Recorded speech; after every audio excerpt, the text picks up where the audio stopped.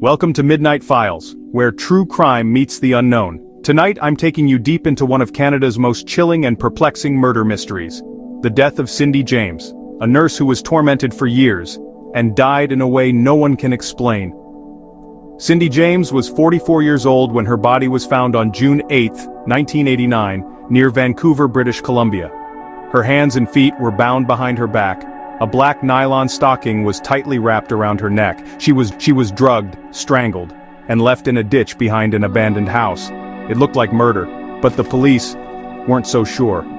You see, for 7 years before her death, Cindy had reported nearly 100 incidents of stalking, harassment, and violence.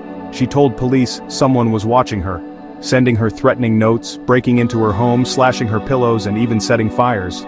One time she was found unconscious in her own garage with a nylon stocking around her neck. Another time she was discovered barely alive in her car, dazed and partially naked. Again, the same kind of stocking tied around her throat. Each time police investigated, each time there were no fingerprints, no witnesses, no solid leads. Some officers began to believe Cindy was fabricating the incidents, that she had a mental illness, that the attacker was, somehow, herself. But her friends and family insisted she was genuinely terrified. She had even hired private investigators. One of them reportedly saw a masked man watching her house, but couldn't catch him.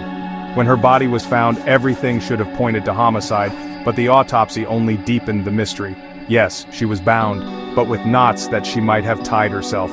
Yes, she was strangled, but slowly, not forcefully. Yes, she was drugged, with a lethal mix of morphine and other sedatives, all administered by syringe. The official ruling, death by unknown event. Some said it was suicide, staged to look like murder. Others believe it was murder, staged to look like suicide.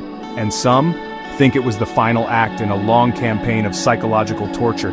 To this day, no one knows who killed Cindy James, if anyone did. All we have is a body, a nylon stocking, and a woman who tried to cry for help, again and again, while no one listened. This is Midnight Files, where the truth isn't always what it seems. Subscribe now to uncover more unsolved crimes and the shadows they leave behind.